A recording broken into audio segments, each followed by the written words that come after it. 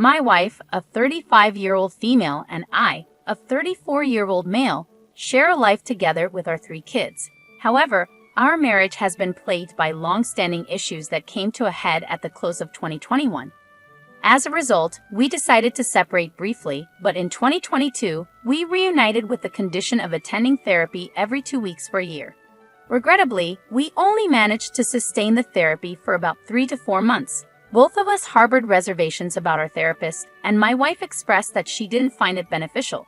We mutually decided to discontinue the therapy and began working on our issues independently. The primary reasons behind our therapy were: A. My wife no longer felt any attraction towards me.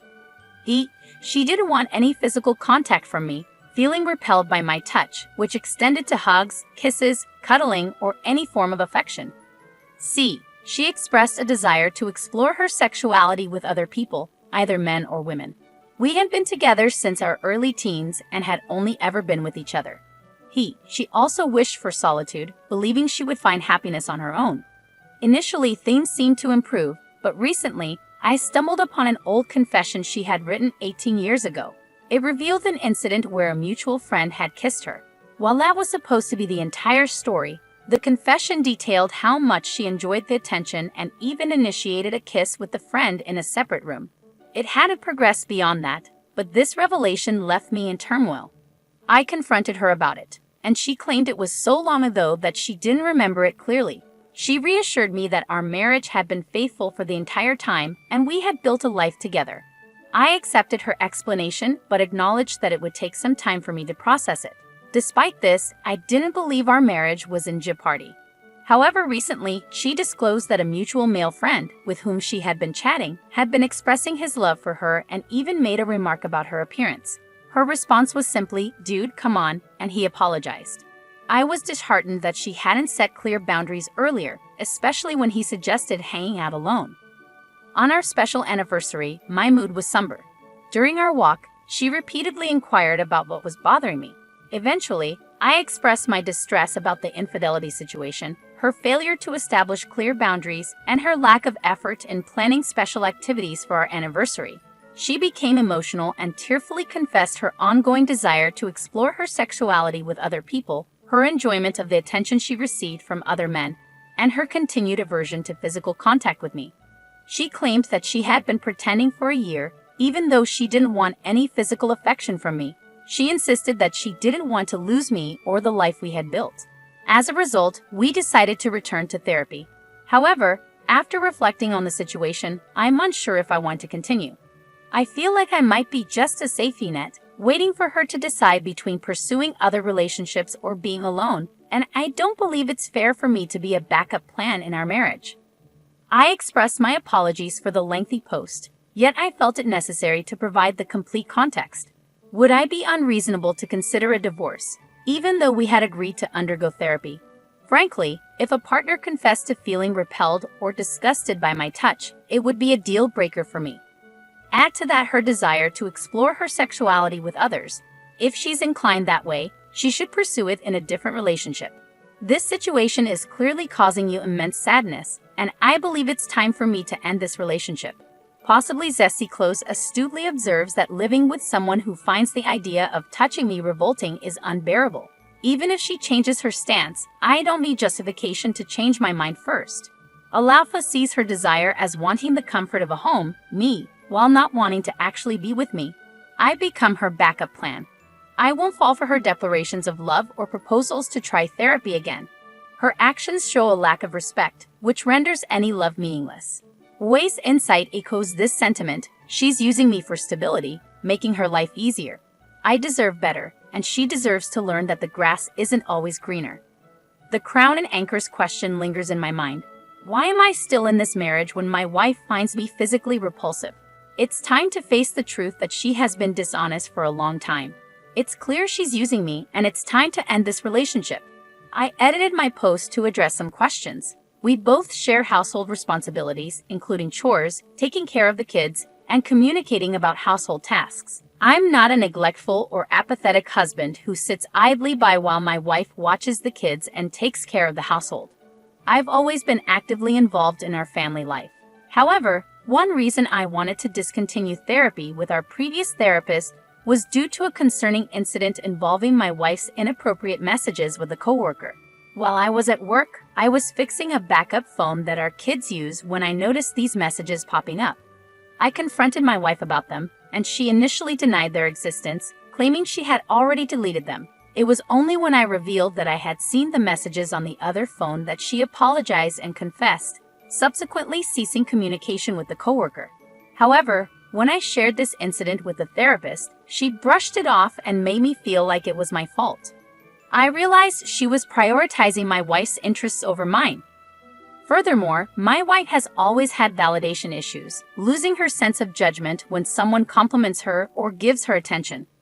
Despite trying for 20 years to be enough for her, she seems to hold other people's comments in higher regard. Despite all of these challenges, I can't deny that I love my wife with all my heart. We share 3 children, and the thought of losing 50% of my time with them through shared custody is something I wish to avoid. My wife remains the most beautiful woman I've ever laid eyes on, and she still has the power to make me feel weak. Even after 3 kids and 2 decades together, this is the most difficult decision of my life. Living without her might be necessary for my self-value and self-respect, but it's an incredibly hard decision.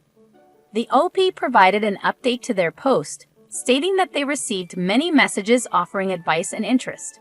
They mentioned having read over 1,000 comments over 2 days and sharing a conversation with their wife, which they had written down and asked her to listen to without interruption. They begin the conversation by addressing their wife's previous statements. I don't know what you thought you were going to accomplish by telling me that you were repelled by my touch. You want to explore your sexuality with other men and women, and you want to be alone. I think you thought that by being honest, it was the right and okay thing to do. However, it just showed me how little respect you have for me. I don't believe you realize how insulting and disrespectful everything you said is. You don't consider my feelings at all. You seek validation from other men and never set any proper boundaries until I find out or a line has been crossed. I can't remember a time in 20 years where you've said, "Stop, this is inappropriate, and it shouldn't go any further." You allowed a mutual friend to tell you he loved you and liked your ass, and you weren't the one to stop the communication, he was. His therapist could tell the conversation was unhealthy, and I could see it too, but you couldn't. Either you don't respect me enough to put my feelings ahead of your own need for validation, or you simply don't care. I can't fix this, and you don't seem to want to fix this. I've been there for you for 20 years. My love for you has remained unwavering, my affection, my devotion. However, it's evident that you don't share the same sentiment. You believe you're missing out on something and hope that exploring that void in the arms of another person will fill it. But it won't. Instead, it will leave you utterly alone, our family gone, and be gone, because you think the grass might be greener on the other side. I can't fathom how someone with a loving husband, someone who cares, respects, and means the world to them, someone with 3 beautiful kids, a robust support network, good friends, and a loving family, could abandon their entire life for a fleeting experience, thinking it will bring fulfillment. Plain and simple, you're using me. I've become a safety net for you, a place to return to while you explore. But I'm not a fallback option. I'm not a safety net. I am a person who deserves love, touch, romance, and admiration. I deserve respect and reciprocation. I want to be crystal clear. You not telling me about these issues and letting an entire year pass while I thought things were improving is a form of deceit. I'll be attending therapy by myself to understand why I've allowed such abuse and neglect from the person who was supposed to guard and protect me, the one I thought I'd share my life with forever. I'm not asking for a divorce right now, but things need to change. You must attend therapy by yourself. After 6 months of both of us being in therapy, we can consider couples therapy. During this time, you need to stop seeking validation from other men. I don't want to police your conversations, but daily interactions with single men are inappropriate until you can clearly define and enforce boundaries. If these boundaries are broken, you'll have to win me back. Woo me, make me fall in love with you again. I expect romance dates and affection in our daily lives. Rejecting romance because you don't like it and deciding that I don't deserve it is incredibly selfish. I won't accept an open marriage under any circumstances. Monogamy shouldn't be too much to ask. If it is a deal breaker for you, then we can divorce and you can pursue other relationships. I understand that my demands may seem firm, but I'm standing up for myself and what I deserve. I refuse to settle for just enough any longer. If anything I've expressed here leads you to decide it's time to end our relationship, we can move forward with a separation and initiate divorce proceedings. We'll sell the house and reach a mutual 50-50 custody agreement for our children. I want to emphasize that I have never and will never use our children to hurt you, and I am committed to co-parenting with you to the best of my abilities. Despite the stark tone of my words, I want to reiterate that I love you with all my heart and still wish to spend my entire life with you, watching our children grow up together. However, I can no longer accept being an afterthought or playing second fiddle to an imaginary life you might want to pursue. Opie then provides an update, mentioning that one of the recurring things his wife has said in their conversations is her concern about not being enough for him. She feels unsure if she can meet his expectations of what a good, loving wife should be. This time, he reverses the statement, explaining that he knows he's not enough for her. They've had a conversation, and she has agreed to attend therapy as they work on their relationship. While Opie acknowledges that many, if not all, may think he should immediately pursue a divorce, he emphasizes his commitment to giving it his absolute all after 20 years of their relationship. He's unsure whether this effort will lead to a successful outcome, but expresses gratitude to everyone for helping him find the strength to stand up for himself. The update leaves him feeling somewhat flat. The commentator expresses their understanding of Opie's desire to try to salvage the relationship after 20 years, even though they personally find it challenging to believe that much will change. The trust has eroded due to the revelation of feeling repelled by his touch, secretive texting with coworkers, seeking validation from other men, and wanting to explore her sexuality outside the relationship. The trust was lost early on for the commentator, and they would have chosen to leave. They conclude by asking the audience for their thoughts on the situation. Let's move on to another story. Our next one comes from a suggestion on Twitter from Oreo. Thanks for the suggestion.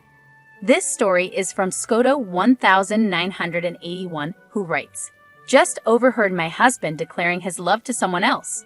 I'm sitting on my couch, 10 minutes away from my 60th birthday today. My husband and I have been married for 35 years. We were at the doctor's office, as he's undergoing tests due to suspected cancer, making it an emotional day. He's currently on the porch, and I overheard him talking. Wondering who he was speaking to since no one else is here, except his dad in the bedroom, I decided to listen in.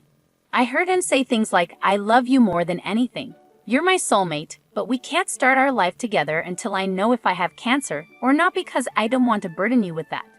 He even mentioned his biopsy appointment and expressed how much he loved this person. He has never declared his undying love to me or referred to me as his soulmate. I was initially confused, but then it hit me. We currently take care of his 87-year-old dad, who lives with us.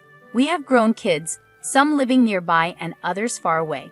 I'm perplexed about how he plans to start his new life. Will he take his dad with him? Does he intend for me to leave? We have plans for trips and other things, and my head is spinning. I'm not entirely shocked though. 10 years ago, I stumbled upon his adult friend Finder profile. I created my own profile and started conversing with him, and he was making plans with me, not knowing it was me. I confronted him, and after some effort, we worked things out. A few months ago, I saw his Kindle with a webcam on, connected to the Adult Friend Finder website. I chose not to confront him then, as I didn't have the energy for another confrontation. So I'm here now, contemplating what to do. Do I stay quiet and watch the lies and deceit unfold? Or do I go to the bedroom where he's sleeping and confront him about this life-changing situation? I'm the kind of person who avoids rocking the boat, and I prefer to remain unnoticed. Every man in my life has let me down, from my abusive, alcoholic father to every boyfriend before my first husband and now my current husband. The only man who hasn't hurt me is my son. Right now, it's too early to call my kids, family, or friends. I need to process this and decide how to proceed." One of the top comments on this post offers 3 choices, stating, "As far as I see it, you have 3 choices. First, the path of logic. Quietly consult a divorce lawyer and figure out what you need to do to protect yourself financially if he leaves. Make sure you have your own bank account and start keeping records of your income and expenses if you haven't already done so. If he participates in any household tasks you're unfamiliar with, learn from him so you can handle them independently. Get your affairs in order and plan your next steps in life. The emotional route involves storming into the bedroom, demanding to know who the woman is, insisting on seeing his phone, displaying your passion, reminding him of your contributions to the relationship, demanding he ends the affair, and attending marital counseling. You could make him sleep on the couch or ask him to leave altogether, ensuring he faces the consequences of his actions. The aim is to shake things up, offering a chance for reconciliation. However, bear in mind he might not want to reconcile, which could lead to a quick divorce or him becoming more adept at concealing his affair, maintaining the status quo. Another passive approach involves doing nothing, pretending you didn't hear anything, carrying on as normal, and hoping he won't blindside you with a divorce. Alternatively, you could simply accept whatever fate awaits, adopting an extremely passive stance due to the emotional strain. Raven responds, suggesting another option: leave, then consult a lawyer. Kate proposes a more assertive approach, advising you to relinquish all the responsibilities he placed on you, stop caring for his elderly father, divide the bank accounts, and serve him with divorce papers immediately. Kate doesn't recommend waiting to find out about his cancer diagnosis, as he believes you should prioritize your well-being and financial security. Hio echoes a similar sentiment, pointing out the double standard in his behavior. If he has cancer, he's willing to burden you with his illness, but if he's healthy, he'll abandon you for someone else. Hio emphasizes the unfairness of this situation and suggests filing for divorce promptly without confronting him first.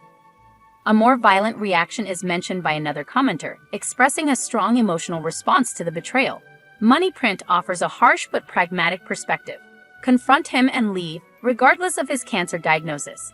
Moneyprint argues that you shouldn't be burdened by his infidelity and that he doesn't deserve your patience and loyalty. In a small update, you share your response to the situation. After a sleepless night filled with inner turmoil, you couldn't contain your emotions any longer. You confronted him, expressing your decision to end the marriage. The logistics of who goes where are yet to be determined, but the marriage is officially over. Despite the exhaustion, you find solace in your decision. The commentator expresses gratitude for the overwhelming support received from the community and appreciates the involvement of the readers. They acknowledge the impact of the audience's love, support, and time. The story ends with a note of gratitude and the hope to see the readers in the next installment.